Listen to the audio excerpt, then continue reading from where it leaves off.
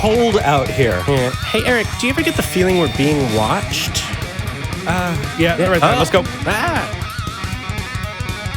You know, that I cardboard met by has lots of stood up. fans online. Yeah. Thank you, sir. Bye, Anthony. We gotta go. Punch it. We're going to be late. I'm going. Jeez. This is not safe.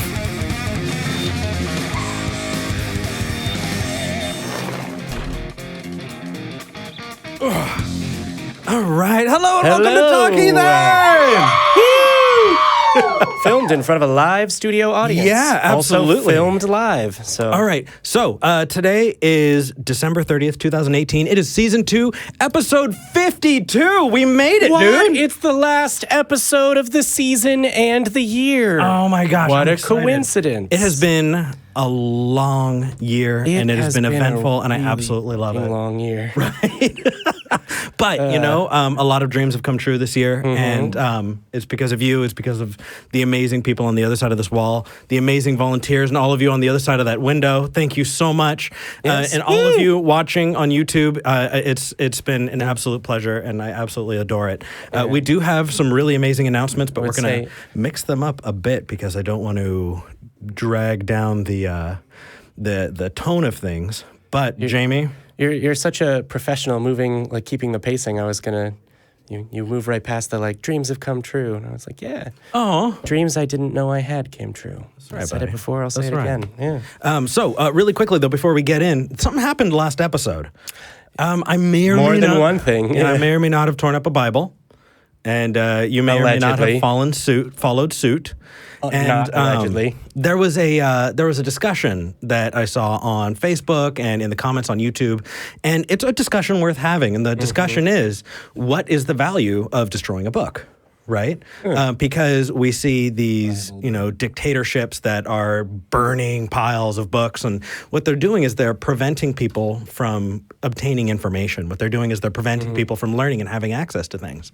Yeah. And there's a difference between that and making a statement. Yeah. And well, what I will say is, not to cut across you, go for bit, it. But they are. And when the Nazis did that, they were making the statement that these ideas are so abhorrent that we're going to burn them. And then later that same regime burned the people that it didn't approve of. And I would hope that the way that they conducted themselves when they were burning books and attempting to destroy all the copies of them is not something that people could mistake for our behavior. Yeah. Now, it was incredibly cathartic. It was fun.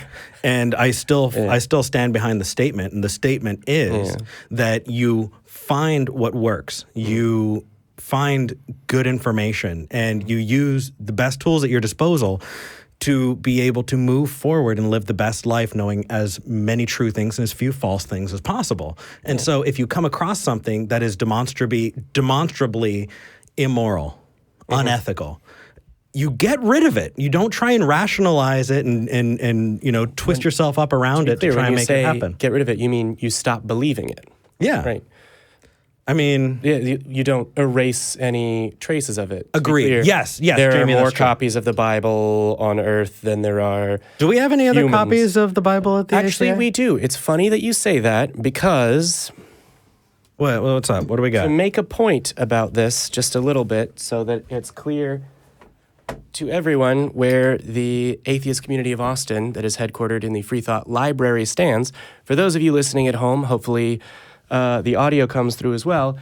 Just some of the many copies of the Bible that the ACA has in store. Harper's Bible Complimentary, Life Application Study Bible, the New Oxford Annotated Bible. That actually is one of the ones that my mother has a copy of at home. The NIV, KJV, Parallel Bible. King James and International. Here's, 2 copies of the Gideon's Bible. These are just a couple of the copies of the Bible and Holy Scriptures that we pulled off of shelves. We don't destroy them with the idea that they go away.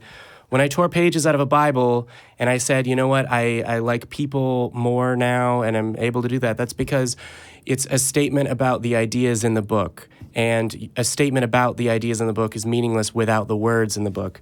And to that note as well, we got a copy of the Bible in Norwegian today. And previously, we'd gotten a copy of the New Testament in Russian, which was interesting. Yes. If you have a copy of a Holy Scripture that you don't think we have, or don't think we have your copy of it, whether it's in a different language or in a different version, you can send those to 1507 West Koenig Lane, Austin, Texas, 78756, because we do collect them and keep them. All of these are stamped property of the Atheist Community of Austin on the side. You can come here, you can check them out, you can read them, we should talk about them. Yep. We are not opposed to, actually, my producer is just reminding me that some of these are reference works, so you have to read them here.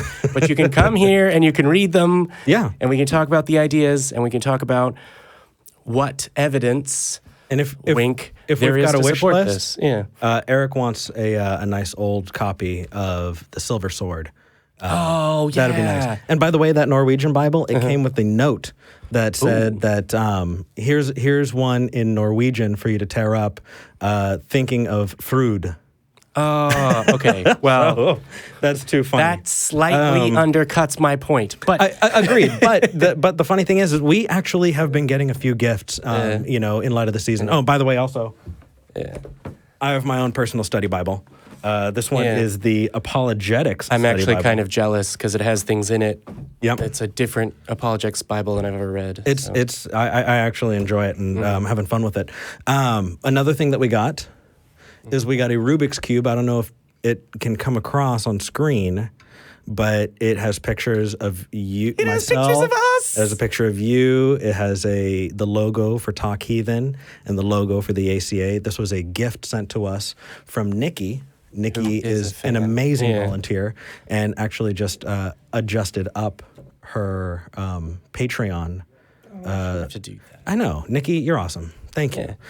So we And have if some... you'd like to be awesome like Nikki as well, you can find our Patreon at patreon.com/talkheathen to me. We are going to be thanking the patrons later on in the episode. As we do. Top 5. So if you would like to do that, I do check it live, so you have time to hop in and become a patron if you'd like. You can make it a funny name. We'll say it. It's totally cool. We really appreciate it. That helps keep it going. I do have an announcement about a fucking amazing guest that's going to be coming up soon, and people are going to have to stay tuned because we're going to jump into calls first. Oh, dang. I'm actually not sure which guest you're announcing, but okay. All right. Are we ready? I have like a fortress of Bibles in front of me. You do? I'm protected by his word. All right. You know, you should put a little sign there that says "No girls allowed." All right, Kat in Milwaukee. Kat, you're live with Eric and Jamie. How's it going? Hey, how are you guys doing? Good. I'm doing well. What would you like to talk about today? We can hear you perfectly. Okay. I kind of had a dilemma / kind of a rant. Okay. Ask you guys about. What's up? Well, this past couple of weeks, this guy started talking to me on Facebook Messenger. We had a mutual friend on Facebook. And it was basically platonic at first, tell me about yourself kind of thing.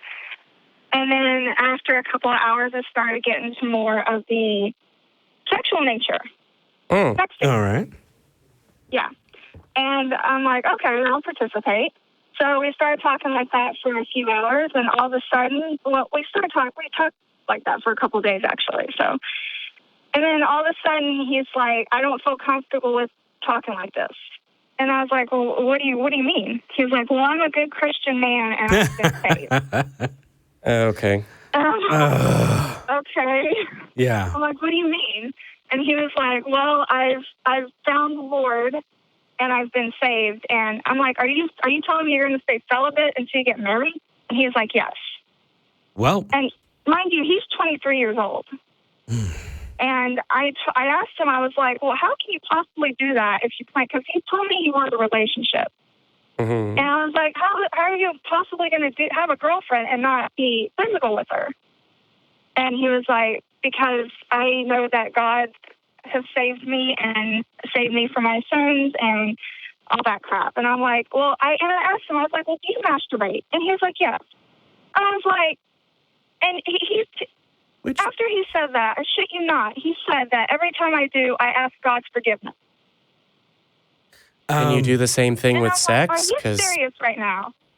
I'm sorry? I was going to say, can you do the same thing with sex? Because then I mean, Yeah. loophole I found. was like, yeah.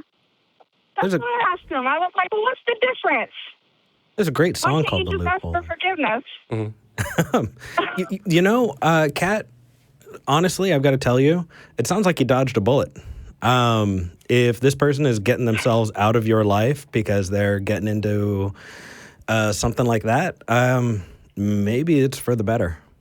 I mean, really. Yeah, I couldn't wrap my head around it because I told him, because I live in Wisconsin, right? I'm going to be moving to Nashville, Tennessee, and I'm trying to set up kind of a community and support system of friends.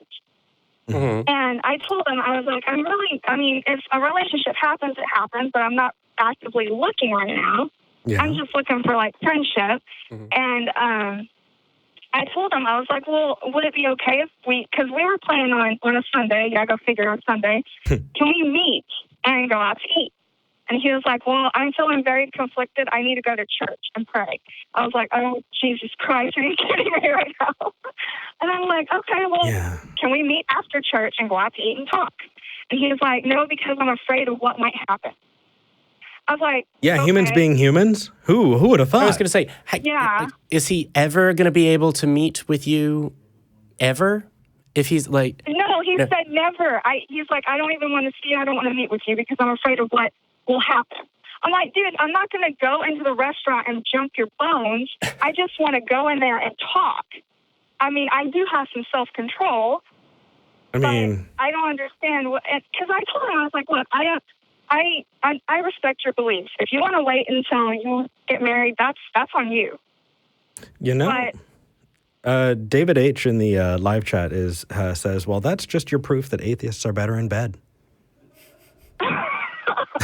Yeah, I totally have to agree with that. I don't know. What do we think, live studio audience? Woo! Yeah.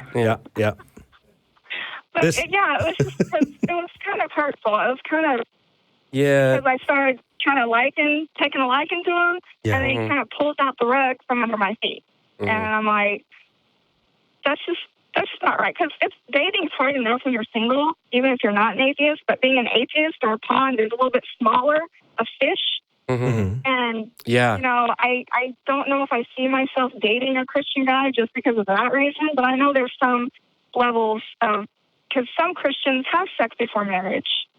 Yep.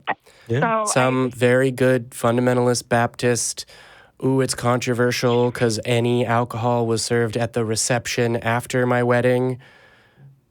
Christians have sex before marriage. I know a few people like that. I also know people that are like that haven't. So in case anyone's parent or relative who's still religious is watching this, no process of elimination. But yeah, humans will be human even when that's in violation of religious law sometimes. And what really upset me is that after he said I'm a good Christian man, I don't feel right doing this, he continued to request sex. Like, he continued the sexting. He continued to talk like that. And I was like, wait a minute. I thought you were a good Christian man, and you're asking me for oral sex. Where is the good Christian man at? Yeah. You're confusing me. And it was kind of hurtful because, you know, I don't know. It was very confusing. So, I'm sorry that you had to deal with that. That sounds real shitty. I know you guys used to be Christian, and did you ever feel bad for saying, you know, hey, that girl's attractive, I would like to date her? Or, oh my gosh, all the time. The body shame was actually one of the longest things to get rid of. I mean, I still, in 2018, have been working through pieces of shame and indoctrination that have found their way into my life. That's actually one of the reasons why I was so excited when secular sexuality came out, because it's addressing those kinds of things, and it's so pervasive that it's found its way into our culture and created this kind of purity culture that has subjugated women and has created this terrible power dynamic in our society that and opposed LGBT folk, but we're working at it. Of trans folk. And you know what? Honestly, so you'll find a good atheist guy, I promise. Yeah, because give it. well, I'm going to Tennessee, so I don't know. So what I don't know. It's just, You know, we get emails from the backwoods Yeah. of every part of America. We get emails from people from remote areas all over the world. Yeah. It's not just something in big cities. We're everywhere. well, that's good. We're I everywhere. guess I still have hope. You should. You- You should, and yeah. it's changing by the day. Yeah. So Yeah. give it time. The more people get to see us, the more people recognize that it's something that's normal, and we're not bad people. You can be good without God.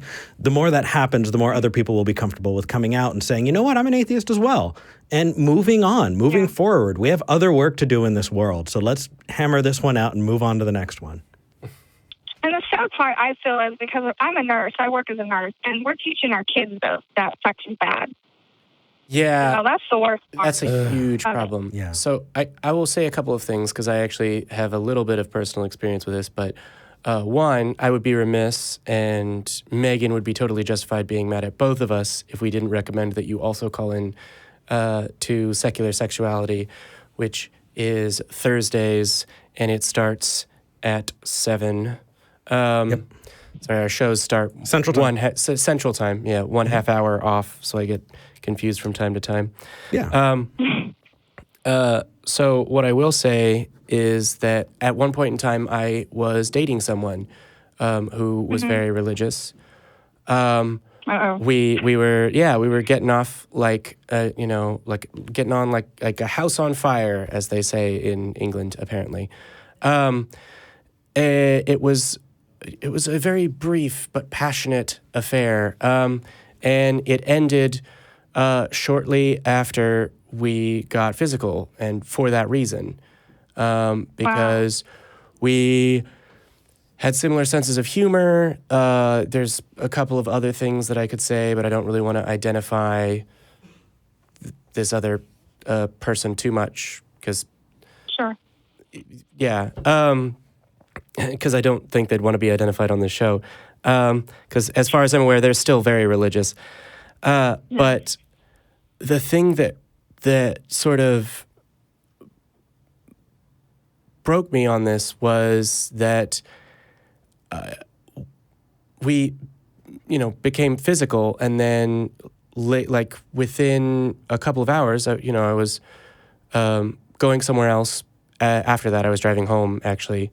And I got a call from them, and they were crying their eyes out because Oh my gosh. it was so sinful what they had done, and their Wow. sin had ruined me, and that was a problem, and all this. And like, they had sex with people before. They at one point revealed that they'd had sex with someone who was Googleable by their first and last name, for whatever that's worth. But that just destroyed everything between us. And so, while I don't want to say, oh, just date atheists, because we're all humans, the point at which things get very contentious between people that have sort of different beliefs like that is when it's, oh, how are we going to raise the children? Yeah. Yeah. And But what that's I a will really say good is, don't feel like all Christians are that way, but the warning of, no, if there's very specific beliefs about relationships and intimacy that are poisonous, that one or both members in a relationship have, that will more than just slightly affect the relationship. It might poison and then ultimately kill it. Yeah. And that took a while to get over. Because that was a very much, we talk on the phone every day. Oh, man. But, there are people, you had a good earlier point, and the point is that we've talked to plenty of people who have meaningful, happy relationships with other religious people, with a religious partner. It can happen. It does work for some people. Yeah. It can be difficult, and it can be a long road to go down. But, Yeah. if this person is dealing with that guilt, that does not have to be your baggage to pick up. Let that, if that's something you want to deal with, that's up to you, but you do not have to. Yeah. But thank you for calling in. I'm glad that we got to talk to you. I know that you've reached out before, and I've happily had correspondence with you, and I'm really glad that you called in. Thank you. Yeah. Thank you, Kat. And then All right, also, thank you so much for hearing me. yeah, do call Secular Sexuality. Same phone number, 7 p.m. Central on Thursdays. They're All right, awesome. I will definitely look into that. yeah. Right. Thank you, Kat. Thank you. Thanks. Bye. Not that we don't give great advice, but also there's Well, and I think that single people I'm shouldn't not be an giving that much actual advice. yeah. I am not a licensed therapist like True. one And- of the hosts of that show is. Yeah. So You know what's funny is I actually after becoming single for a while, I dusted off my Tinder and I actually got a match. And that hadn't happened in about a week and a half. Woo. No woo, because I didn't know what to do. It terrified me. I looked, I was like, I don't know what to do, and so I uninstalled it.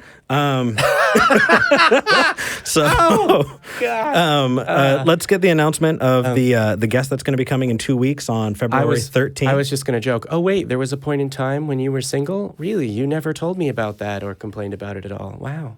I used to call Jamie before we started the show, and in the middle of the night, I'd be like, "Jamie, I'm lonely." It was real bad. Yeah. I love it's how myself. I knew it was time for me to go to bed. I'd be like, "Oh, okay, it's whatever o'clock."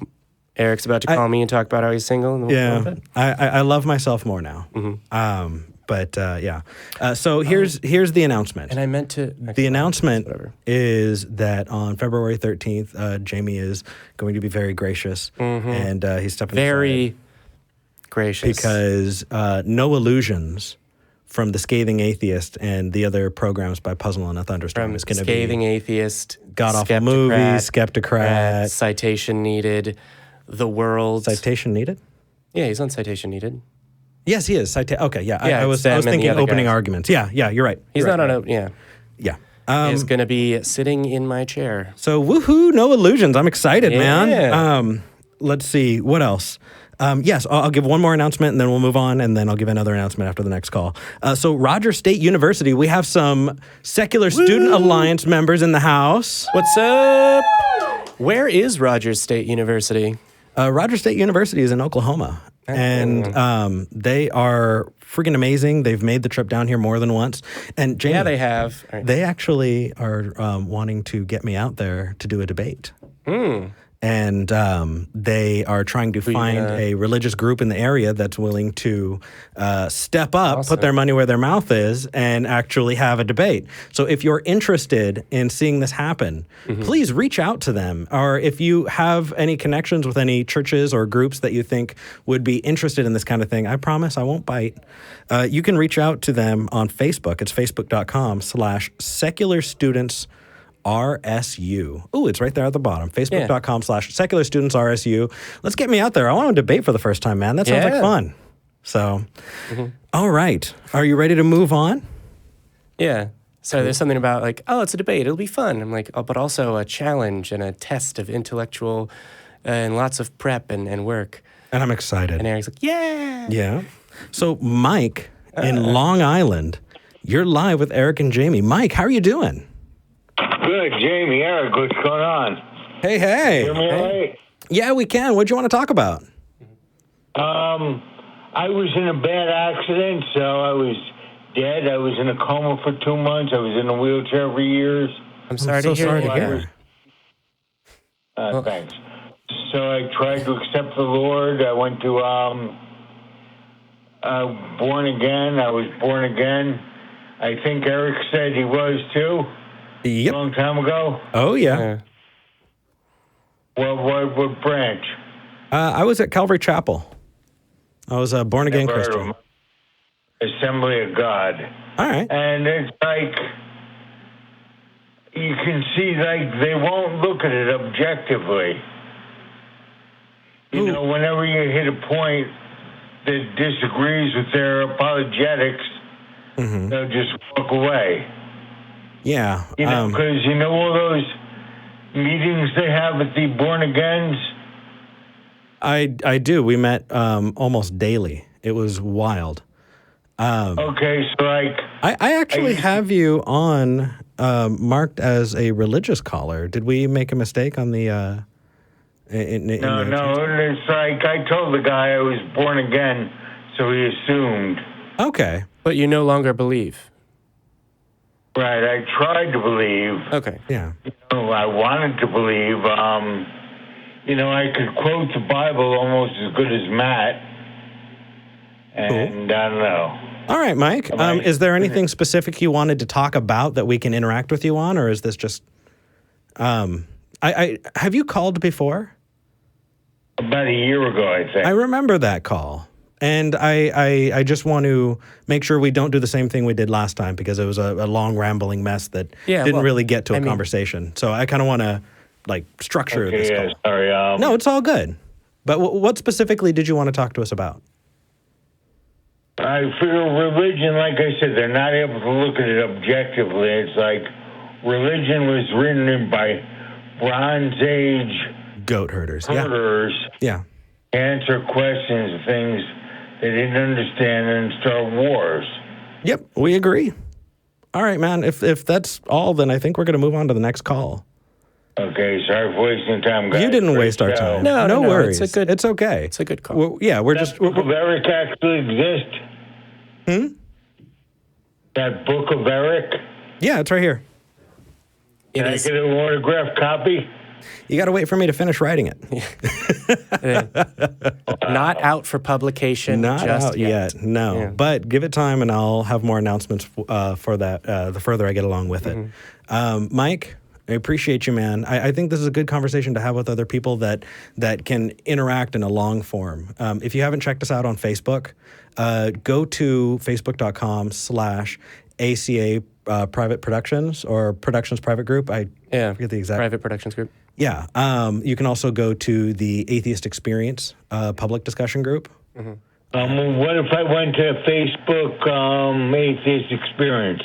Would that work? Yeah, that would absolutely. Find it. So the group that you're going to find, if you search, you'll find it that way, is called the Atheist Experience Official Discussion Group. There are 28,000 people in that group, and it is a wonderful place to go and get community and be able to talk to people. Yeah.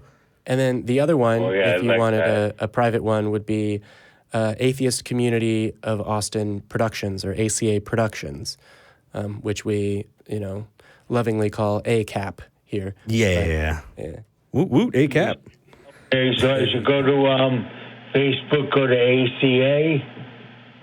So that will take you to the page and the group that has to do with this building and the events that goes on here. Like we had a Saturnalia party last night, which was tons of fun. Yeah, it was amazing. And keep the Saturn in Saturnalia. If you were in the area, you could have come down and met us and had a good time.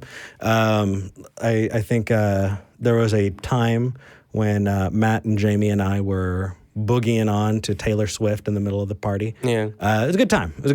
Wasn't quite a dance-off, but it was it was fun. It was fun. It was fun. Yeah. Thanks, guys. So on Facebook, just look for the Atheist Experience, and you'll find the discussion group. Definitely. And I mean, I do encourage you to call in. Just let's get a specific topic. That way we can, get some meat on the bone. You know what I mean? Mm-hmm. Exactly what you mean. Sorry. It's all good, brother. You have a good rest of your day.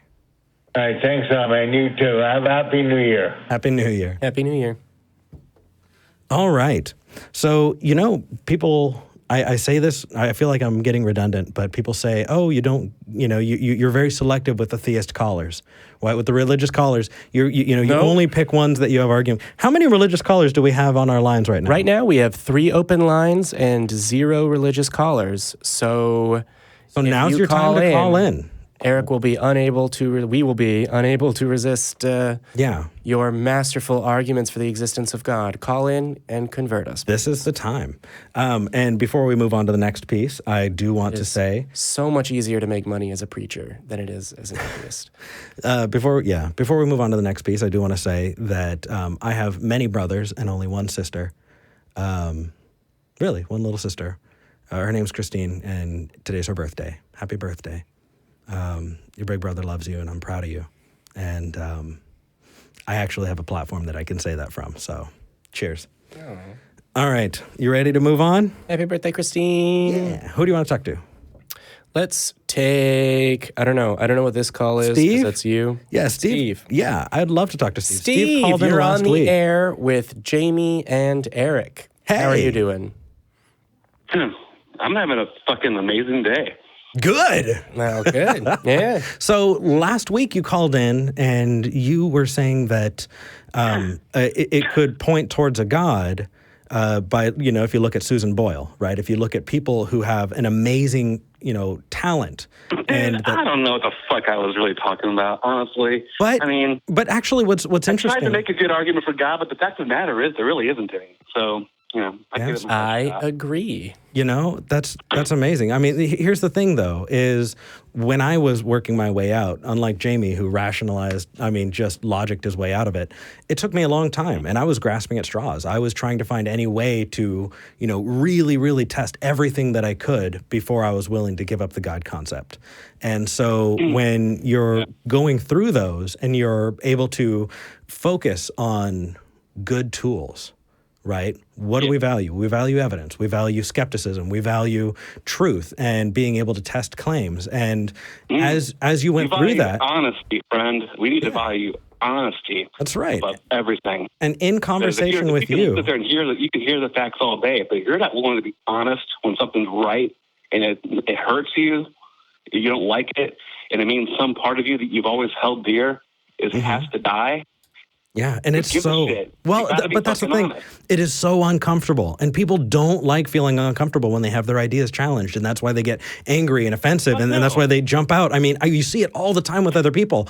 And what I saw in you, Steve, that I absolutely adore, is in the last 2 weeks in our messaging back and forth with each other, right? You were honest, and you took the time, but you wanted to call in today. And I'd love to hear, what did you want to talk about today? I don't, man, I'm going to be... Oh, Steve, you there? Oh, my. It sounds like we lost Well, I don't Steve. remember whether when he called in last week he was calling himself a theist or not. He but was. He's, Let's wait right. on that. Okay. I'm here, boys. Hey, All there right, you Steve, are. We lost what did you want to say this week? My fucking cheek muted the phone. What's up, man? Shit. Anyways, all right. So I gotta be honest. I woke up today and I smoked a bowl. Had a great little time with my wife, and since then I've been drinking margaritas. And now I'm talking to you boys. So it's like 1 o'clock, and I've already had a fucking amazing day as far as I'm concerned. Hey. But today, I kind of wanted to just be honest, I guess. Since we're going with the fucking theme, right? For the first time, I'm like kind of saying it in a way that I know a lot of people hear me. I'm a fucking atheist. Yeah. Congratulations. Go, Steve. Welcome. Yeah. Welcome to really freedom. good. Yeah. Dan's good. great, man. So good. It's basically... we know it's the answer to but- just one question, but seeing you value skepticism and reason and logic gives me a lot of hope for your future, because you have the tools and you've been developing the tools you need to go a whole lot further than just answering one question. And that's honestly, that's I've awesome. always had the tools. I mean, it was just denial. And I can remember moments in my youth where I was reading the Bible. I was always really into it, and I'd read things and I would stop, and I would just feel like it would hit me so hard. I would come across something that I just couldn't fucking wrap my head around. And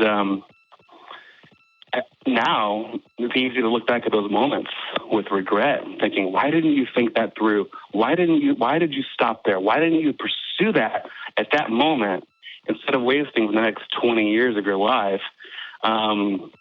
basically living in some sort of form of self-torture? And so I mean, I don't know. For me, it all kind of began like 2 years ago. I basically looked at the church and I became very disillusioned with the church. And I was very involved with the church. I was a lead guitarist at a mega church here in town that runs 1,000+ members. Wow. And they have 3 services every Sunday, and 4 for a time. And I was like playing all the services. And It's so, good steady work for a musician. Yeah. Yeah, it's fun actually. Oh, well, yeah, man. Oh, dude, I totally believe Great it. friends and the friends and connections and honestly the family's feeling. And the chord turned out. And the chord projection is hollow. Oh, sorry. Go ahead. Go ahead. No, go ahead. What were you gonna say? Oh, no. I was just gonna say that usually the chords in a lot of Christian songs are pretty, Oh man, it's like playing on fucking Coldplay, dude. It's simple and it's melodic and it's easy to get into. But that's all. That kind of didn't add to the conversation. I'm a semi-professional level guitar player too, so like you're a very valuable pet to have around. So it had its like perks, I guess you could say. And part of it was like people admiring you and respecting you, and people up there who just really always telling you. Honestly, this connects to last week's call. They're telling you all the time how blessed you are by God your entire fucking life. So it's very easy to let that affect you deeply about how you feel about talent, specifically your own and other people. So that was a hard one to let die because it was more personal to me, probably perhaps than any of the rest of it. So, yeah. That is the thing about religion when people are finding their way out, right? There's a complete asymmetry in the way that people tend to convert to religion as opposed to deconvert from. In the same way that there's a complete asymmetry between the way that people get addicted to a chemical substance and move past that addiction. Everyone's using it to cope for different things and different experiences, different pain and trauma. Yeah, it has a different, specific way that it connects to a sort of psychological a benefit, I suppose is the right word. But that's the last part that goes. Right? Yeah. Like people that are sort of like, okay, well, maybe God doesn't answer prayers or maybe God doesn't do this or, I guess tornadoes aren't always caused by God. I know that there was a church that was once destroyed by a tornado, whatever. But, when I was little, there was a tornado that really served up some vicious karma for me. And so, of course, that one was caused by God. And, I've had trouble getting through my life, and along the way, I've found help from God. So, of course, that's God because it has meaning to you. It's the same reason that it's difficult to persuade people that, no, your astral sign doesn't mean anything because they found meaning in it themselves. It's even more than that. I mean, people will tell you, like my mom specifically, when I had the moment, I had an opportunity to kind of open itself up organically to talk to her. And when she did, she kind of broke down for a second. She wasn't ever mad at me or mean to me at all, but she had a moment where she kind of broke down for a second. It was like, it's got me through some tough times, And I was like, I hated that. And I was thinking, this is why I don't want to fucking tell people at all, because I don't want to be that dickhead who comes and like pops their fucking little balloon. You don't have to. So here's what I will say, though. But you kind of end up being that way anyways, just by like making them even go there in their minds, Yeah, to be clear, there are people who will be offended because you, as a non-believer, exist. And depending on your relationship with that person... No, it's a personal rejection for them. Yeah, it's a personal rejection for them, but depending on your relationship with that person and that individual and where you are in your life and how you interact with the people around you, choosing whether or not to come out is a very, very, very personal choice. And I'm not willing to push anyone and everyone, even by default, to coming out. However, the power is immense, and you will probably be very surprised by some of the reactions around you. I don't actually remember whether you've said that you're, very, very deep in, the only people you know are Pentecostal. There's some things where you can kind of have some prediction of how people will respond, but it's the holidays, and my family has many holiday traditions, and I've been doing this show for just over a year now, and so because it's not me saying it, people I know, friends, family, etc., are just sort of like, I get asked, oh, what have you been doing? Oh, how's this going? Whatever. Oh, I went to church the other day. What did you do?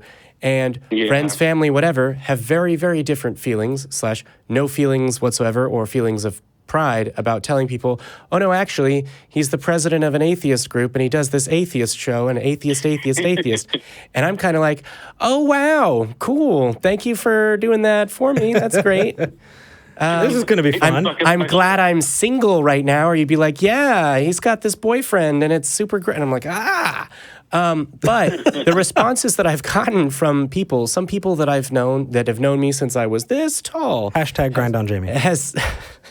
Let's bring it back. Jamie's, he's advertising right now. Yeah, maybe a little bit. The responses I've gotten have been unbelievably surprising. So there's this very strong trope that relates very strongly with reality that people stay in religion because it's a really good way of coping with death. Two problems with that. One, it's not a good way of coping with death. But also, two, I know it's personal experience, but there are people that I've met that have just been like, yeah, no, I don't believe there's an afterlife and it doesn't bother me at all. And yeah, I mean, I think I've said that before. I thought that I was one of a very few people that had that response to no afterlife. Yeah. It's like, someone was describing the plot of Death Note to me, and it's the punishment is, ooh, you won't have an afterlife. And I'm like, yeah, so life will be normal. But, sorry, what were you saying, Steve? I talked over you? There wasn't a pre-life either, right? Yeah, So, well, there was if you were Mormon. Back to being what it was before you were here in the first place. Yeah. Get over it. The fucking universe will be fine. It's not really going to affect anybody. Really? Yeah. But there's something more to that, which is that there are people that I met where it's like, oh, I know that they were raised in the Church of Christ or have been religious their entire lives, and like all of these things that are just sort of like, oh, that's really interesting because, you know, I was talking to this person that served as my lawyer for a long time, and they told me that they were an atheist after a while, and I was sort of like, oh, that's interesting. And I was like, what is happening right here? Like, I mean, it's probably that you've known me since I was this tall, but this is a very, very congenial, open conversation. And it's kind of organically unfolding here, if I could stop you, because you're freaking flying. Yeah. He tends to do that. Refer back to the early episodes. He keeps going. He does. You're the one that encourages me to drink caffeine before we go on the air. Yeah, that's a good thing. But I watched your first episode. Maybe take a shot, too. Ooh, actually, I was told that I have a gin and tonic waiting for me after the show. So, Good. Hey, Steve? Yeah. Well, I think he's got... Steve, did you have a point you were getting to at the last? Sorry about that. Yeah. Go ahead, man. I had a point, and I was kind of trying to get to it. Go for it. I want to get to, like, basically... Okay. I told you, Eric, that this morning, Sunday morning, right, I had an engagement. I was supposed to play at a mega church this morning, and last night I canceled on it at the last minute because I just fucking can't do it anymore. I can't fake it, and I didn't give a fuck if it was an inconvenience for them. I didn't want to be up there in front of all these people as they wave back and forth with their hands in the air saying Jesus, the Holy Spirit things over and over and over and over and over and over again. I just couldn't deal with it.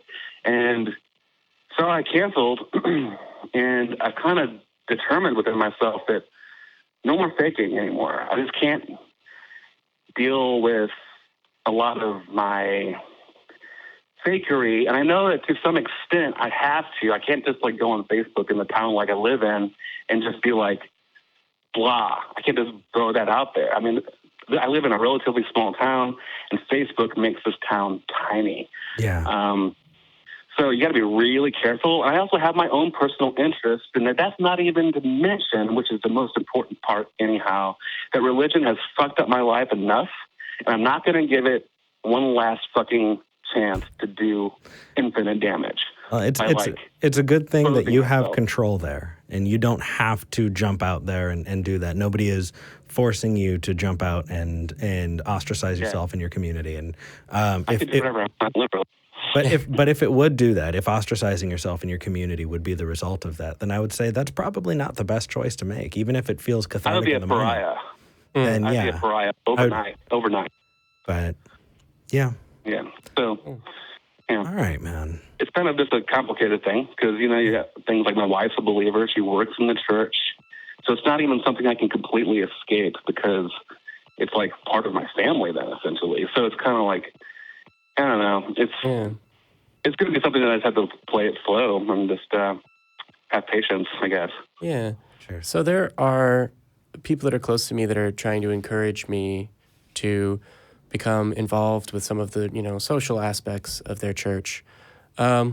And it's really kind, right? It's the most kind way that a person can encourage me to become involved in a church. Yeah. But I totally understand that because they're very close to me. I end up spending time with them. But I went with them to their church recently, and it was like, oh, we're on our way out of the service. We're getting greeted by the pastor, shake everyone's hand. Oh, you're Jamie. I've heard about you. Yeah, we're real big fans of your friends around here. Oh, we're just crazy about them. I'm like, oh, God, they're never going to leave. But I'm sorry. It's all I'm saying is you're not the only one who's got friends, family, close people tied up in the church. Yeah. All right. Honestly, I hardly show up. And the last time I showed up, imagine this, right? I'm not exaggerating any of this shit to tell some cool story. Hey, this shit literally happened. Steve? Yeah. We're gonna wrap up with this one. That way we can keep the pace of the show. Yeah. I don't want to, I hear you. be that guy. Well, no. I appreciate it. And it was good talking to you guys, and have a happy New Year. And I love you guys. You're awesome. You make me laugh all the time. We love you too, man. Mm-hmm. All right. Have a good one. Bye. Hey, you too. Oh. Happy New Year. Bye, Steve. Happy New Year. I thought. Anyway. I thought he was going to say the last story. So we missed it. No, it's still there. You're talking about the we donations? We have people who are giving donations. Yeah. Caitlin Smart donated $10 and said, # grind on Jamie. You would highlight that one. Of course I'm going to. Zenus just donated $50 freaking dollars. I don't know what that means. But thank you. And Frank, thank you. Frank Dizzle says they don't like New Year's, but they like suits. Thank you. Thank you for your donation. We really, really appreciate it. If you go into the live chat right now, you can hit that donate button. And because the ACA is a 501c3 nonprofit, you go ahead. I was going to say, wait a minute, Eric, if someone gives money to the ACA through the live chat, doesn't a portion of it get taken by YouTube? Only if they were not a nonprofit. But since we are a nonprofit, we get 100% of the donations. Cool. So if you wanted 100% of your donation to go to what? We just heard that we've been contradicted by the powers that be in our ears. Our producer. Oh, okay. Okay. Well, in any case, producer, we're going to stop when you talk. Our producer has told us to stop rambling about YouTube. This is fine. And get on with it. All right, Carolyn in Las Vegas. You're live with Eric and Jamie. How are you doing? Hello, you guys. Hello. How are you guys doing today? Doing very well. We're fantastic. We've got a packed studio audience. Yeah, we do. It's cold outside. But it's warm. It's warm in here. I hear them in the background. Yeah. Mm-hmm. And big fan of the show. I love your show. I've been watching it for about 3 or 4 months. And right now, you guys are like being live streamed on my 72-inch by 54-inch. Oh, heck yeah. Like I'm talking to you in person. Yeah, you're in the live chat. I saw you post that. So, what did you want to talk about today? Well, sir, I'm a Christian. I belong to an IFB church, and I'm also 61 years old. Wow. Hey, Carolyn, I'm sorry. I'm ignorant about IFB. Can you tell me what IFB means? Excuse me. I'm sorry. No, that's my ignorance. Independent Fundamental Baptist Church. Oh, my. Yeah. Okay. Basically, women have no status in the church.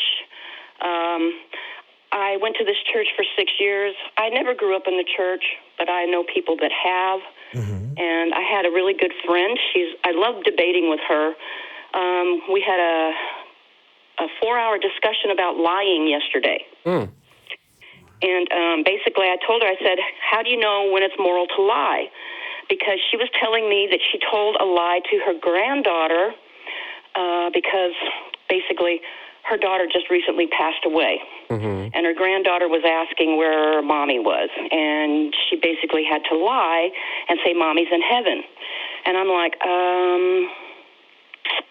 okay. Yeah, that is... I don't like indoctrinating children into this. I didn't grow up in any kind of religion. Mm-hmm. Basically, I moved around a lot with my parents. And first it was a Methodist minister that basically banged his Bible on a podium and frightened me when I was 9 years old and said I was a sinner and was going to go to hell. Mm-hmm. So I basically avoided religion until in my 40s and 50s. And then I went and got baptized not once, but 3 times.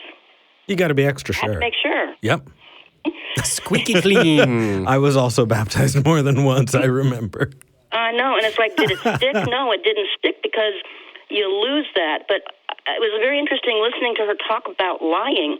And I'm telling her, I said, she's arguing with me about, well, liars don't get into heaven. And I'm like, of course they don't. But do you believe that lying to your granddaughter was a good thing or a bad thing?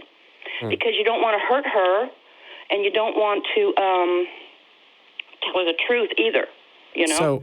So it's kind of like you're stuck between a rock and a hard place. That's true. So my immediate reaction is, it's not, if you told your daughter, if she told her granddaughter that her mother was dead rather than at a farm upstate where she can run and play in the fields, or whichever version of heaven she did, it's not you that's hurting your daughter, it's the reality of death. Basically, yeah. I guess the world is full of dark and heinous shit from time to time, and it's easy to forget that when you're in the United States and there aren't lions in the street that you have to run from that might kill you, and that, you know, the average life expectancy is more than 70 years. All of these things that makes life very cushiony makes it seem weird that there's still this death thing around that we can't avoid. But no, reality is very hard, and being honest about it is certainly not the worst thing you can do. There's better ways and worse ways to do that. Like kicking in someone's door to wake them up and be like, hey, your parents died last night is not the correct way to do that. But lying to someone repeatedly and indoctrinating them into something that's false is also not a good course of action. I know, and this is what I'm finding what's wrong with the church I go to, because they have these Awana programs. I'm sure you guys are aware. Yeah. And if you had any kind of youth minister training and did Bible studies, women are not allowed to teach Bible studies in our church. Women are not allowed to challenge the pastor, because in Scripture it says you're not supposed to teach your pastor or challenge him on Scripture. I find that insulting. Speak in the church. Because I'm Carolyn? a 61-year-old woman. Yeah, Carolyn. And I have in mind. I'm really surprised, because there's some things that we absolutely agree on, but you obviously from the start have said that you don't agree with the God thing, and so No, I don't. Honestly, I don't. So I mean, can I ask you a couple probing questions to kind of see? Sure. So do you think that there is a hell? Well, when you're scared to death and it's indoctrinated in you off and on through your life, yeah, and especially when your own mother tells you you're going to hell. But when the rubber meets the road, right? I really don't believe it, because I can tell you from personal experience, I had a heart attack 2 years ago. I'm sorry and to I hear died. that. And I've got 3 stents in my heart now. So I went to, when I died, I didn't die once, I died twice. Because I died on the table, and then they had to revive me in the room. I was in a death ward, basically. And people say, religious people say they have a near-death experience. I don't believe the lie. Because when I died, it was black. There was a void. There was nothing. It's like there's nothing. You know, what's interesting then because there? of the stupid drugs I'm on, now I'm imagining I'm seeing heaven. I'm seeing wheat fields. I'm seeing blue skies because I have an imagination. And that's an amazing thing about human memory. Is I was going to say, that's how memory works. Yeah, we can plug those things in after the fact. And exactly. And I'd rather go with science than religion. Like I said, I'm a late bloomer in religion. I was on a spiritual journey for quite a long time. Oh, yeah. Can you describe what you mean by that? Spiritual journey? I was seeking God. I wanted to know who he was. I wanted to know what he was. So were you doing that through... And when I found out it was all a big fat lie, it really distressed me, especially when my own pastor lied right in front of me. What did your pastor say that was a lie? If you don't mind me asking. A Baptist and a creationist as well. He lied and said the earth is 6,000 years old. Boom, bam. First That's lie. silly. Second lie, he says that Jerusalem had the first Baptist church. I'm like, another lie. I'm looking at my husband, I'm saying, what is he doing? Well, that's one I have never heard before. The First Baptist Church of Jerusalem. No, I have. It's In Jerusalem, the First Baptist Church. No, I've heard it. Where?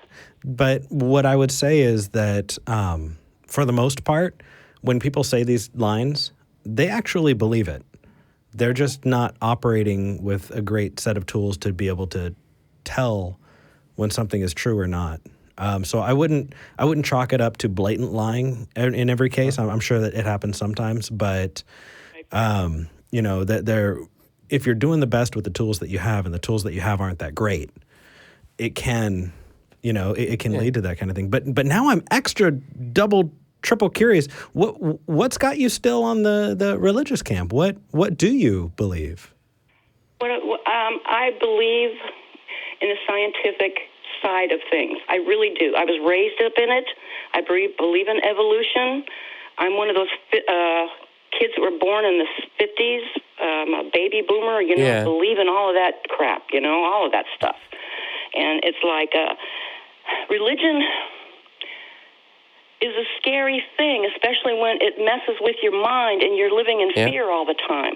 Yeah. And then certain religions prey on this. They prey on weak people and fearful people that just don't know where to go in their life anymore. Me, when I was at my lowest point, I was at my knees in my bedroom begging Jesus to forgive me. Oh, yeah.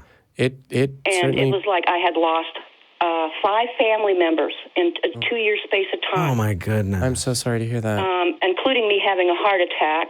Yeah. And then I lost my mom and my dad, my grandmother. My husband lost his parents and his aunt. And, it's old. It's a process of dying. Okay, I get it. But I could go on and on and on. I mean, I'm really a messed up person. That's why I sought out religion, because I was messed up. No, you're not. I needed an answer to my problem. Carolyn, you are not It's not messed up. That's human. You are not broken, Carolyn. There is nothing wrong, and there is nothing different about having an experience that causes pain. There is nothing messed up there. You are not broken. I mean, I didn't see my parents when supposedly you're supposed to go to heaven. I saw blackness. So people say, they tell you you're sick to sell you the medicine, or they break your leg to sell you a crutch. Yeah, and that's don't internalize that. Jamie, I talked over you, though. I'm mature enough to understand that. I've read my Bible back and forwards 4 times. I'm sorry to hear that. So what God part? Discovering all the lies that are in us. I listen to music and raw, and I listen to what you guys have to say. You guys are truthful, man. That's why I said I am seeking the truth. I want to know what life is all about, even as in my late stage, because I don't have very much longer. I may die tomorrow. People die every day. And where am I going to be? Well, I don't know. No, but my problem's gone. But don't lose the time that you have, stressing about something that doesn't work. I didn't call to discuss my problems. No, I called to but that's okay. The morality of lying. Yeah, because I find it very amusing. What I'm really curious about, what we do. What I'm really curious about is what God parts are you still holding on to? What God parts am I holding on to? Yeah, if you still consider yourself depending religious. on how you look at it. Do you look at it in a negative way or a positive way? Well, I think what Eric is trying to say is you've described in this call that you're unhappy. I think at one point you said your pastor, like, I was talking about my pastor, and you've used the phrase my church. Do you still attend church? No, I haven't been to that church in 6 months. Okay. Woohoo! The thing is, have you ever, when you left the church, you guys, did you get a bunch of calls from people saying, we're worried about you. We wonder where you are. What's going on with you? No. I see, unlike at your church, when I asked questions, I got pushed away. And I found myself not in the in-group of the other people my age. And over time, instead of youth ministry, I was put in the child care. And when I left, it wasn't with anybody missing me. I miss them terribly. So do I. I miss my friend. When I have talks with her on the phone, she's always saying, are you going to come to church tomorrow? Today was Sunday. I'm like, no. I can't go in there. I just can't. Well, I sang in the choir even. Yeah. Got kicked out of the choir. So that because of my belief. Yeah, it's. I mean, I don't believe in it anymore. I can't believe what they're saying. Yeah. I guess to be specific, when I talk about a god, I'm talking about what a lot of people identify as a god, some supreme deity that is a creator figure or an empathetic figure that is, interventionary, a personal god, or something like that, with these supernatural kind of claims and these ideas of a being and intelligence that exists outside of our ability to investigate. And I guess I'm asking, do you hold to that? No, I don't. I used to. I can honestly say I used to. And I'll probably get in big trouble for this and get, a call from the church, well, we're withdrawing your membership, blah, blah, blah. I could really care less, The point is I don't believe in omnipotent, omnipresent, omnibenevolent, right, omniscient. And he knows everything that's going on, but he doesn't fix anything. Yeah. And it's like people suffer and they die. And I'm not asking for people to be resurrected and walking around like zombies, like the Bible said, like what they did back in the day. But it's like, come on, people. How many times have I seen commercials of St. Jude, cure for cancer? How many times have I seen advertisements from you guys, help the homeless? We're not going to put a Bible sermon in front of you. No, because we're not going to hold food hostage. Right, and I agree with that. 100%. I do not ever. I have children and grandchildren, and I've got a 2-year-old grandson right now. I would never indoctrinate my beliefs onto him at all. Well, it's his choice. So, sorry, to be clear, what belief are you talking about? Because it sounds like you're an atheist. I am an atheist, but I'm scared to admit it. That's the problem, guys. That's why I called in too. How do you say you're an atheist to people that are used to be your Christian friends? Here's what you do. I usually say it in English. Don't believe it anymore. No, actually, what I've done before when I was worried about that is I used other words that mean the same thing so that I can warm them up. Yeah. I said I don't believe. Because I don't believe is not the same as I'm an atheist to a lot of Christians, although that is the same for us. There's a whole lot of baggage that comes with it. And I'm sure you know exactly what I'm talking about. I used to think that atheists were Satan worshipers. That's what my church tells the people here in my church. It's like, they are not. I have talked to people that are atheists. Continue to be a good person. They're kind-loving people. They just don't have the same viewpoint you do. Yeah. Continue to be a good mother, be a good grandmother, and kick ass. Because the more you do it, the more you are that good person, the more you're going to be an example for every single one of those people that goes against that notion, that stereotype of an atheist. And doing that, you're going to be able to expose a lot of people to see Believe that. Me, there's a lot of atheists in Vegas, honey. That does not mean that there aren't insular communities. I'm from Southern California, and I'm telling you, they are there. I know. They are there. I know, and they're here too. Yeah. But it's like, I was wonderful talking to you guys. I get off the phone because I know there's other callers on the line. I just wanted to say Happy New Year. Happy New Year. I know I have a lot of issues to work out. Would love to call into the show and talk to you guys again. Carolyn? And you guys just go into the new year with a smile on your face and good feelings in your heart, and enjoy your friends and your family. That's all I can say. We love you too. Hey, Carolyn. All right. In July. And I will work out these issues, I promise, guys. I know I'm an atheist. It's kind of hard to admit it. It's okay. I know you can, and we know it is. Yeah. Carolyn, I go to Las Vegas every July for my birthday. And when's your birthday? On July 9th. And so the 9th, yeah. So mine's the 19th. Yeah. All right. So I'm going to be heading out there in July, and I'd love to see you then. Oh, wonderful. Great. You can contact me by messenger on Facebook. Sounds Make it good. private. All right. Okie dokie. You take care. All right. You guys have a wonderful day. You too. You too. That was really sweet.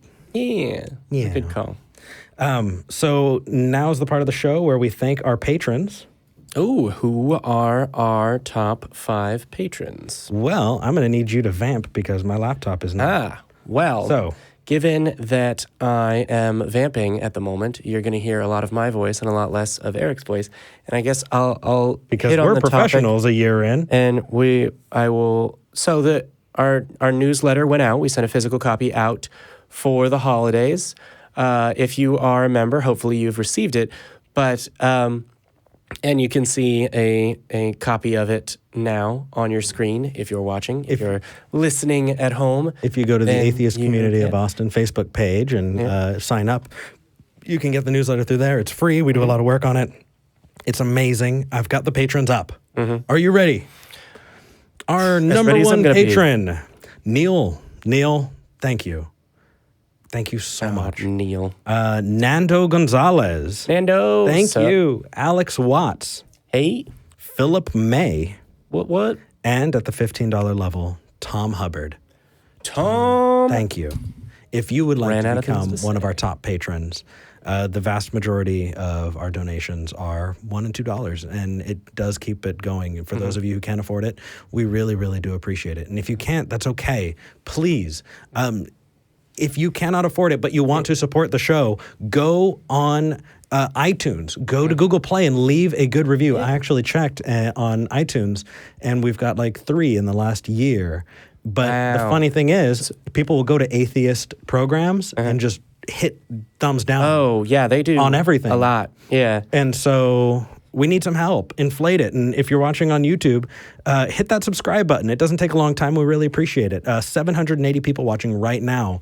Yeah, I was going to say, wait, there's more than 700 people and even bigger. And less than 200 have liked. And even bigger, next to that bell icon is the subscribe. So please, please subscribe. It means a lot. I really enjoy watching it. And it gets us out there. So it's what lets us do this. Yeah. So please let us continue to do this. That's our shameless plug for the day. Are you ready to move on to the next? I feel like people only say shameless plug when they have a little bit of shame and they're trying to alleviate it by calling it a shameless plug. And with Let's talk to I in Austin. I? Is that you? Yeah, I'm in Austin. Yeah. Holy crap! Welcome. You should come down to the studio. Ebo Thorbus. Sorry? What? Mostly known as Ebo Thorbus. Okay. What do you want to talk about? Well, so I had a question, which I think is a really secular question. Okay. And it comes by the way of an idea I have, which is what I want to share. Okay. Okay. So, and I don't want to describe myself more than I have to because I think that would be wasting our time. So here's the thing. I think it's a legitimate thing to ask the question, what is the purpose of human life? Okay? I think it's and I have a thing to say about that. Sure. Okay, so here's what I have to say about it, and I'll say it. This is what I think the purpose of human life is. I would say this. I would say that the purpose of human life is for each of us to expand our ability and our willingness to experience and express love. Okay. Question. And I don't know whether that, before I let you talk. Yeah, what's up? I don't know whether that sounds like a religious idea or not, but it sounds like the most consistent theme in human experience. So I'm going to shut up and let you say what you want to say to me about that. So do you want to take the first part of this, and then I'll jump in, because it's going to be hard to stop me. So question for you. Do you think that purpose is something that we assign, or do you think that that's something that exists outside of humans? Like, do you think that's something that's given to us by some omnipotent creator, or do you think that's a purpose that we choose to take on? No, I think that's just a good summary on my part. And how anybody says it to themselves is completely their own choice. If that's your personal philosophy, then I've got nothing to say about it. If you say that, that exists outside of us, that is some, dictate by an omnipotent creator or something like that, then I'm going to, start to get into those arguments. But if that's just your personal take, cool. We usually have the show to talk to people who, think that it's more than just themselves. So I guess I'm kind of surprised. Jamie, I'll turn it over to you. More than just what? Do you believe that there was a supernatural entity that created the universe? I think it was an accident of. Okay. Do you think that what you're explosion. talking about as far as human purpose is at all related to the creation of the universe? No. I think that what we are is human intelligence. What we are is human intelligence. That's just a summary. What I said is I'm a linguist, okay? So I can choose words in a way that I think are beneficial for well-being. And the way I see well-being is humanity accomplishing a sensible relationship with the planet. Okay, so let me backtrack to your thesis here, which is that you believe the purpose of human life is to expand our ability to love. It wasn't those exact words, but it was along those. Ability and willingness, experience and express. Ability and willingness, expand ability and willingness to experience and express love, yeah. Yeah, we are the world, we are the children. So, is that I'm going to have limited that song stuck in my head for the rest of the day, you asshole. Yep. Is that expand our willingness and ability to love each other and fuzzy bunnies, love each other, fuzzy bunnies and sharks, love each other, fuzzy bunnies, sharks, and trees? When you go with me to the question, what does that mean? The first thing I can say about it, the most simply, is caring. Okay, caring, wherever caring carries you. I think it's a matter of relationship. I think that relationship is the great fuel of human existence. And that wherever we build relationship, we're doing ourselves a good. So I think I'm just using the opportunity to share my ideas to see if I can press them into more than one mind at a time. Right. So let me explore these ideas so that they can be expressed, I think, more clearly. So what I've heard is you talking about how it would be better if human beings had a greater capacity and willingness to feel and express love. Am I right in saying that? Experience and express love. So a feeling is an example of that, yes. Okay. I agree. I agree that would be better, that would be beneficial for the world, for human beings. Why should I call that a purpose? If only because it's possible to have it be fun. If only because I don't know how that relates to the word purpose. So part of the reason that we're sort of continuing this call, because there's a couple messages I'm getting where it's like, yeah, cool, we all agree. Wouldn't it be better if everyone was all lovey-dovey all the time and then there wouldn't be war? I agree, but the reason that I'm going to try and continue this call is that it appears to be full of a lot of imprecise language and imprecise thinking that's attached to vaguely expressed ideas of greatness and grandness and purpose, and that this is a line of thinking that I think is entirely unhelpful and generally dangerous for human beings, even when it's, even though in this particular instance it's being directed towards humans should be nice, which I agree, not to belittle the point that it would be better if human beings felt more love. I agree with this, but I wouldn't call that a purpose. I wouldn't describe it as the fuel of human life.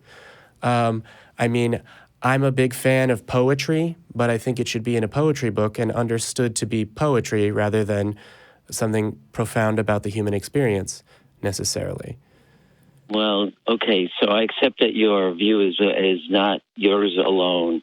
And, I don't know. Yeah, I'm kind of on that page too. Sorry, man. Jamie actually said that incredibly well. And I don't know if you've interacted like this before, but I kind of want to reiterate to you that we respect you. Yeah. And this is coming from a place of wanting to interact with you on a human level, but we don't respect ideas. And so if we come across an idea and we want to address it, talk about it and sharpen each other, what we do is we address the ideas. We can say an idea is bad without calling anybody holding that idea, less intelligent or because those are ridiculous things, right? We're here to help each other. We're here to grow. So please don't take, what Jamie said as a negative on you. Yeah, it's just not about... Yeah, it's strengthening you. It's sharpening you. And in that way, that was incredibly freaking succinct, dude. Nux. Mm-hmm. All right. I can do it when I try. You did friggin' well. Does that help at all? I know that I actually got word, Jamie. The call is coming from inside the building, which means that I actually get to get you a beer, and we can talk about it because I'm dead serious. You know, it's about talking and enjoying this experience together. And while I appreciate the flowery language that you're using, I agree with Jamie that when you couch it in those terms, it starts to lose a lot. And it can be dangerous because other people use that kind of language to convince people of a lot of bad stuff. And so we just kind of want to... That adds to what you got to think about. You know, you want to sanitize what I'm saying in those terms. Well, I don't think it's not so much sanitizing. sanitize. What you're saying is it's, okay, I'm glad that you've ended up in a place that we can agree on. Yeah. Now let's talk about the path you took to get there. Because it appears that the path you took to get there relies on flowery metaphorical use and understanding of language and ideas, and is driven largely by a desire for a good outcome. You appear, based on the outcome you reached about human beings should love each other, to be a person who genuinely cares for humanity, which is good. If you were a person who had just slightly different feelings of humanity, I find it entirely reasonable to believe that you would use similar words in a similar fashion and then come to a vastly different conclusion about, I don't know, any aspect of human relations. So the method by which you come to a conclusion about what you're saying is, well, this is the purpose of human life, and I'd like to press these ideas into as many minds as possible. I'm in a similar situation. I think that it would be better if every human being on the planet used scientific skepticism to determine what was true and what was could not be reliably concluded to be true. And I'd like to spread that idea. And from one idea spreader to another, I think it would be great if human beings loved each other, but I also think it would be better if you tightened up your language a little bit. Because when you're saying the purpose of life, how are you establishing that, and how is that different than this would be good for humans? Science is in the essence of what I'm saying. You didn't hear that. You know, that's the political part of me. Science is in the essence of what I'm saying. So when you're saying it's in the essence of what... detail. Yeah, so when you're saying science is in the essence of what you're saying, do you mean conclusions about reality that have resulted from the application of the scientific method are at the heart of what you are trying to communicate? I think that's a safely risky, water skiing yes to that. Because, science may be the best we have, and there's bridges to the unseen, but, science is the best we have. So, to be clear, when you say the unseen in that sentence, do you mean something supernatural? I mean the connection that people build, all the multitude of connections that people build among themselves, which are basically invisible. To be clear, when you say connections, in their car. Yeah, just really quick. To be clear, when you say connections, do you mean human interactions and like human connections in the sense that people use this relatively imprecise language? Is that what you mean, or do you like? I think that's fair. Yeah. Can a person have the type of connections that you're referring to? Presumably, there's a specific meaning to your words that you're using there. Can a person have that kind of connection to their car, for example? Or is it just humans? Okay, so I think that's cool as well. I don't think that has anything to do with what could be called a purpose to humanity, and I'm still not at a point where I understand what you mean when you say a purpose to humanity. Like what? Human life, yeah. Human life. It's just a seductive thing. It's just a seductive thing about making sure. I really, politically, I'm in the place where I think it's right for humanity to make sure it doesn't destroy itself. We agree. I agree. As well as that's possible. Sure. Mm-hmm. Okay. So that's what's really motivating where I'm coming from. Yeah. Ground of being. And some of the way that you're talking about this makes it sound like there's something potentially just beyond the words you're using that means life force of the universe, essence of existence, that is imparting this meaning. Just as a person who's had conversations that have gone almost exactly like this one up until this point, where the person I'm talking to has then said, "Oh yes, and the stars told me this was true." Yeah, I've had that exact conversation too. Do you mean because we are social creatures and care about each other, we should find the best way forward for ourselves, and that includes feeling and expressing more love and setting our goals towards something like humanism? Well-being? Ideas like humanism are methodologies, which are, the more decent, the more legitimate. Dig it. Okay. Okay. So I think for today we're going to move on because we've got a few calls and we're coming up on the end of the show. Can I get you to call back in at some point? We're still having that beer. Yeah, we're still having a conversation after this, but you should call in as well. All right. Thank you very much. Hey, all right, thank you for calling, Brian. Yeah. All right, bye. All right. Yeah, thank you for writing your notes, because you know exactly how long I could have that conversation. Yes. Yep. And we have less than an hour and a half left in our show. Up until you pointed that out, I was just wondering, why is he where still we were where we're going, or if we had a direction. So that's just like your opinion, man. It's like whatever, man. So did you know that you do the voice so well, that I screw with my mic so much that every time I touch my mic, people are saying they should drink? You'll die. Don't do that. I know it's a nervous habit that I'm trying to break, so I'm hoping by saying it on air, I'll be more cognizant of it. Let's move on to David in Arkansas. David, you're live with Eric and Jamie. Hi. How are you doing? I'm doing all right. First, I want to be upfront. I am a theist. Cool. I'm still on my journey of search, so I'm not a strong theist, or I should say I'm open to the idea that there's not a God. Okay. But what I really, something that kind of concerns me a little bit is I do agree with you that religion can be very, very harmful. I've seen it. I've got gay friends who have been shunned and sent into de-gay conversion therapy, etc., by their churches. That said, I feel like you all are not all atheists, but I feel like your specific program oftentimes tries to fight fire with fire. And as you will rightly say, if a person makes a claim, it's up to them to prove that claim. Again, I agree with that. But I was in your chat room on YouTube, and I saw people making claims that there is no God. Anybody that believes in God is stupid. And I've tried to get them to prove their claim, and they don't want to do it. And I feel like there's sort of, I don't want to be rude, but some hypocrisy. David, that is a really, really good point. And it's not something that we've addressed.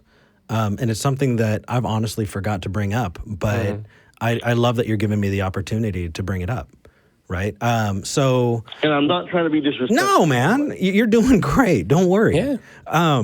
One thing that I've seen a lot of, and we on the show say, respect the person. Ideas don't deserve respect. Yeah. Right? Ideas earn respect. Right. Humans are born. That having a certain tool set or believing, that you get to truth through a certain methodology, that can be everything that you've been taught up until that point in your life, right? And so when somebody says, "Oh, that person's stupid," or "Oh, that person has to be, mentally handicapped," or something like that, it's wrong. It's wrong, right? And it's not okay. I mean, I get that it can be cathartic to see this kind of thing and to, feel like you're taking it down. And I know that there are a lot of people who are just angry and that are out and that are, wanting community and wanting to feel like there are other people that are there. But you can still do that without denigrating a person's humanity. And I think that the YouTube live chat is probably not the best place to have that level of conversation. Right. It's not generally the best Yeah. The brightest place to have conversation. Well, actually, I've seen some really bright people in the chat who bring up points and who have like called me out on being wrong, and I've been like, "Oh my gosh, you're absolutely yeah." So, I mean, I don't want to go down that rabbit trail, but what I do want to say is like Stephen, the person who called earlier. Stephen, his call was in the Talk Heathen subreddit. And somebody said, oh, about this call, what Jamie and Eric didn't bring up is X, Y, and Z. And man, I wish that it would have gone that way. And so I reached out to Stephen and I said, hey, oh my gosh, people are talking about your call. You need to hop in there. And so they hopped into the subreddit and had a great conversation. And so, like, if you wanted to check that out, and if anybody else wants to hop in, the conversation's in there, right? Reddit.com/r/talkheathen is one of those platforms that we have and try to make available so people can have those discussions. On Facebook, I've seen it, but I've also seen on Facebook that there are a lot of people who reach out for the first time on Facebook and say, I'm an atheist, and it's a very raw, very scary thing. And feeling like you don't belong is a place that I've seen Facebook really, really shine. And so I've seen really good conversations on Facebook. I've seen some people test out bad ideas. I'll give you an example, right? My immediate thought is the Westboro Baptist Church, right? When the members, what was it, Nathan Phelps and Megan Phelps Roper? And Megan Phelps Roper left because she ran the social media. Right. Yeah. And so I can imagine what their language was, contained when they first left the church, and it wasn't pretty. Right? Right. And so when somebody hops into the Facebook group and uses that language, they might not realize that that can be something that we mod for. And so they'll get modded and go, oh my gosh, I'm just trying to interact. And so, we find and we're trying to provide these different places for people to have different kinds of conversations. And it takes some time. But you know what? I appreciate you bringing it up because it is something that bothers me. We have a better community. For those of you who are watching and are in the live chat, I adore, seeing and interacting with you. And I adore going back afterward and I read the comments, and you're better than that. And I think that I can speak on behalf of Jamie and myself when we say that we can raise the level of discourse by not having to resort to pejoratives of demeaning someone's intelligence. Yeah. So, and I'm at fault for doing it out of defense myself at times too. So, well, that just means you're human. Part of being human. Yeah. So, David, one of the things that you brought up at the beginning of this call that I want to address is that you pointed out that religion can be harmful, and you gave the example of people being shunned because they're gay, and I think you gave a couple other examples. And then you went on to talk about how you felt like our program sometimes fights fire with fire. Just to be clear, you can say that from time to time, particularly on the atheist experience, there's a little bit more, there's a stronger expression of ideas of disagreement and dissent and disapproval expressed often. This is the most diplomatic way I will say. Sometimes they shout people down. But we do our best to do less of that here, but even with that, we have never shunned someone because they're gay or hated someone because of the way they were born, or turned someone away from this building that didn't, I can't say we've never turned someone away from this building because there was someone that we had to ask to leave at one point, but for very good, actionable, we need you to leave or we're going to call the police because what you're doing here is illegal. That's it. So I am not taking personal offense because I'm sure it was just a turn of phrase, but there is a huge difference between what we do and what... Well, and this comes from the comments section, I watched the episode where y'all were ripping up Bibles, and I think that's... very incendiary. Ripping up any book, I understand it was to make a point, but I thought it was just disrespectful anyway. Why? And we might disagree in our response. Yeah, because... That's true. Well, because specifically... The thing that bothered me... Yeah, please, I'm sorry. I'm talking over you, and that's very rude. Go ahead, man. I'm sorry. No, that's me. I read someone comment in the chat that said that you could crap in a book and it would have more truth than the Bible. And I don't understand the need for that kind of, I don't want to say hatred, but vitriol. You know, I read that comment, and the funny thing is we can open up any book and find things that can map to reality. You know, we can find food in Harry Potter that is real. Okay. Right, we can find, right. But that doesn't mean that everything in that book maps to reality. I think I agree with you. And I think that the tragedy of that, and I'm being generous because I don't necessarily know this person, but I think the tragedy of the Bible is that people say that it's true when it's not.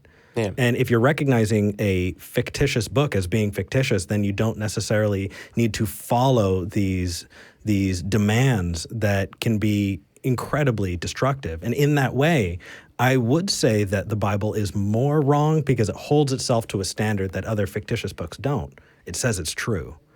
And so kind of in that way, I can see that. But then again, I could be being, overly generous in my the way I'm saying it. But I think at the core of it, David, what I'm worried about is when you say it's disrespectful.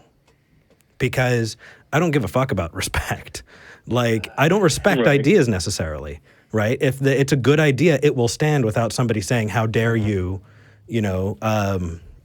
talk about it in a way that I find offensive. Because in reality, good ideas stand up because they're good ideas, not because somebody holds it up with reverence. And that was the entire point. That is one of the entire points of why ripping up a Bible would be a statement that I would support. Yeah. Not because I would, be trying to remove them from circulation so people can't read them. It's not because I'm trying to, emulate some kind of dictatorship. I don't have that authority. And if I did, I wouldn't do that. Yeah. It's yours and you can do with it what you want. Yeah. I'm not saying don't destroy personal property. But disrespect itself, why disrespect? And is respect something that's so important that it would prevent you from making a statement? And why? Well, I think, I'm, like I said, more in the middle because I lived in Arkansas, where I live now, and it's the Bible Belt, but I've also lived outside of Washington, D.C. Actually, I was in high school on 9/11. I was student government secretary of my school, and we had students from over 80 different countries speaking 40 different languages. Lots of different cultures. And so I learned to respect all sorts of different beliefs. And that's what's kind of put me in the middle of things. And I guess I think it would be more productive to focus on what we have in common than our differences. When you're talking about you and us, I agree, because we're very, very close to the same place.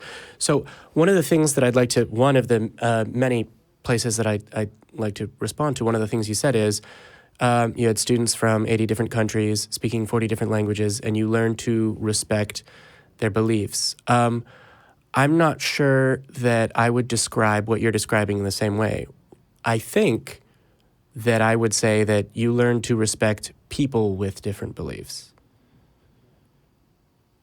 That's true. Yeah, all right. That's a good way to put it. I have literally been in weddings where people were talking about the place of women in society and how they interacted. I went to a wedding where the married couple on their wedding day was given the sincere advice, no, God first, family second. And I participated in that wedding. I respect people even when I think their ideas are not helpful to humanity, and I will have a discussion with them at any point in time that they are comfortable having a discussion with me.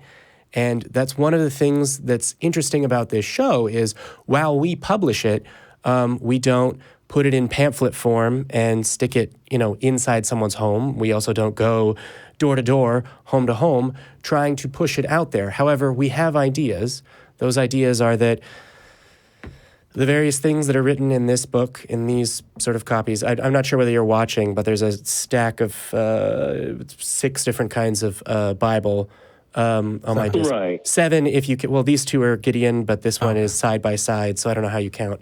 But how many Bibles are there? 1 Bible. But what I will say is that the ideas that are contained in here are harmful to humanity. And I am not going to apologize for coming to that conclusion.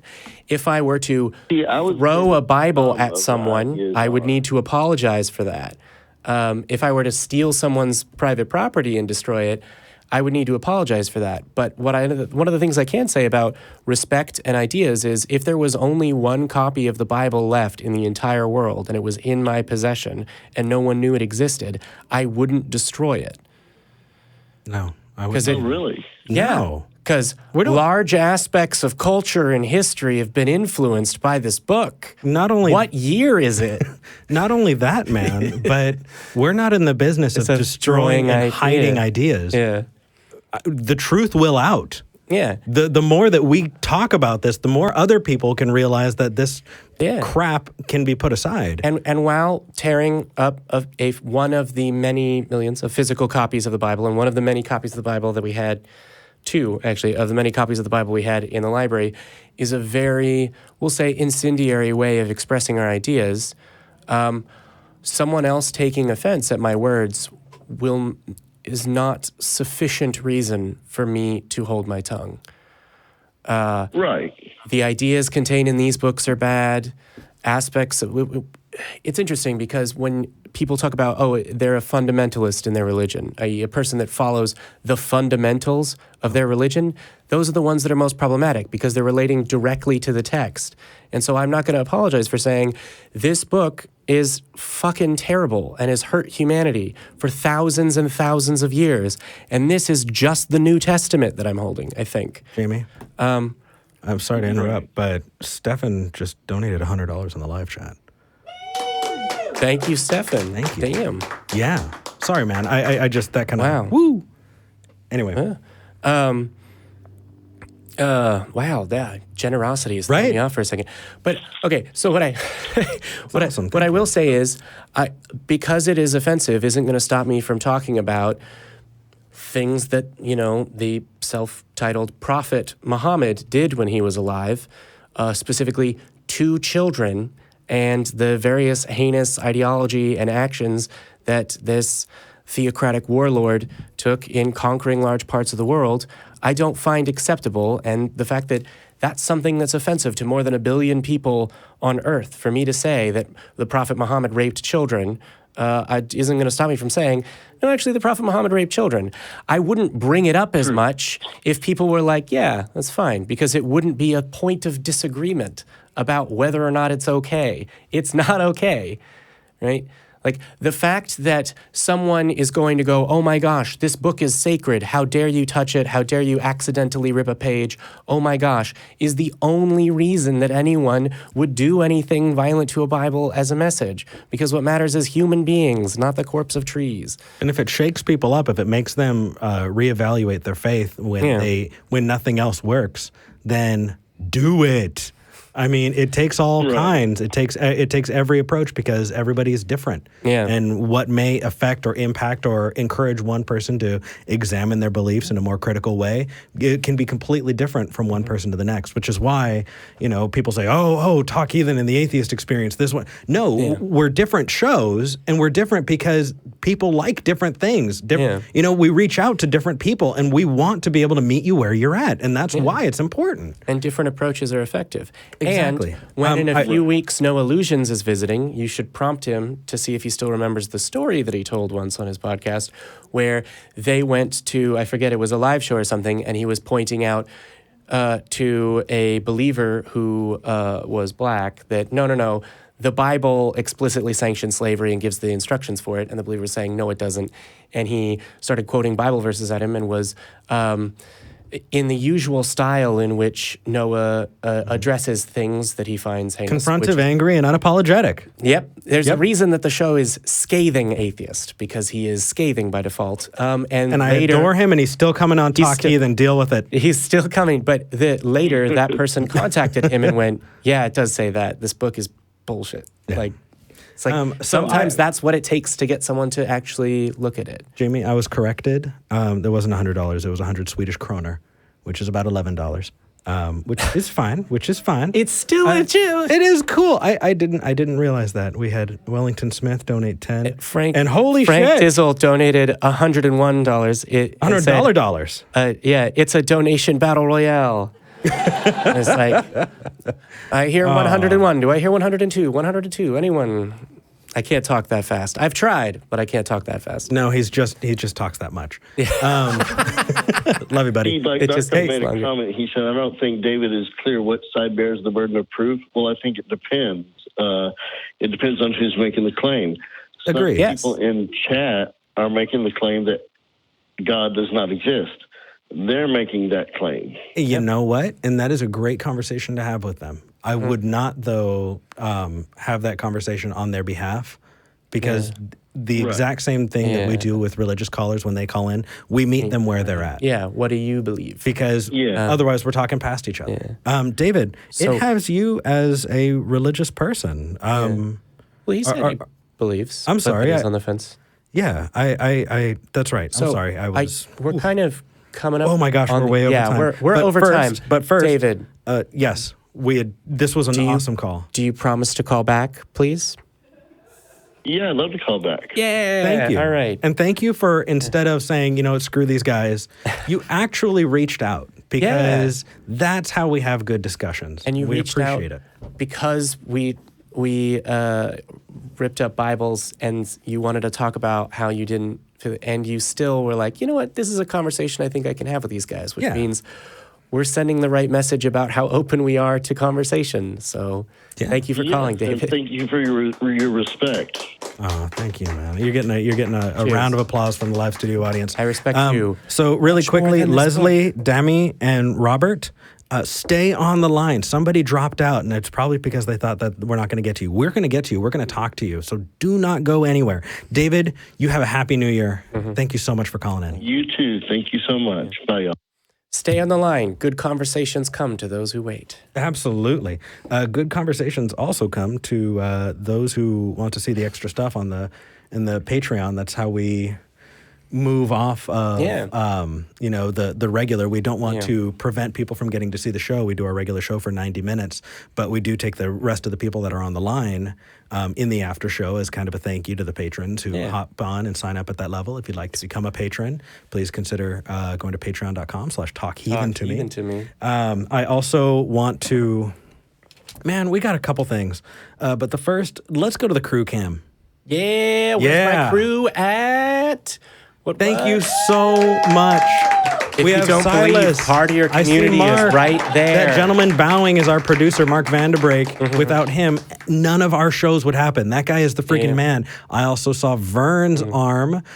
Kevin is in there. You guys, all of you. They're making sure we still sound and look good. Really hard. And if it wasn't for you, I have no idea what happens on the other end. I've been very, very lucky to just come up and be able to do this. I mean, we were trained in call screening, but I don't know how to do video production. I don't know how to do audio production, and it's Aren't you scary. starting your own podcast? You should probably learn. I'm learning. I'm trying. Right. And I'm afraid of bringing it up on the show for conflict of interest reasons. But I'll bring it up. I was going to say, you learn how to do that, because eventually I might want to do that, and then I'll ask you questions all the time. That sounds good. Stay tuned, and I will be announcing that when I get the chance. Thank you, Jamie. That's really nice of you. Thank you, buddy. Oh, you. See, if you don't believe, you do have community. The community's right here. Also, we want to give a special thank you. We didn't do it last week. If you watched The Atheist Experience, our sister show, Jimmy, Mr. Atheist, and Mark, our producer that you saw in that video, put together an amazing clip show with tons of people as a Christmas celebration. If you haven't seen it, check it out, because I love it. I love it. It was really good. It was a really feel-good thing. It has hosts from other ACA shows as well. Yeah. And things about the holidays. It's Stephen Voss just donated $50. Thank you, Stephen. Thank you. All right, man. I feel like for the next week, anytime you say an amount of money, you should have to call it $. Dollars? Yeah. Yeah. Yeah. But you know Love what? rings. We're not going to get to see them until next year. Oh my gosh. It's the end of season 2. It is the end of season And we have 2. a packed studio audience. Thank you so much. And so we just have a little bit left to say. And that is before that the thing cuts, which is if you don't believe, and if you do believe, we don't hate you. We just think you're wrong. Wait, what? No, fuck you. Hold on. If you don't believe it, you have a community here, and if you do believe it, we don't hate you. We just think you're wrong. What? Come on.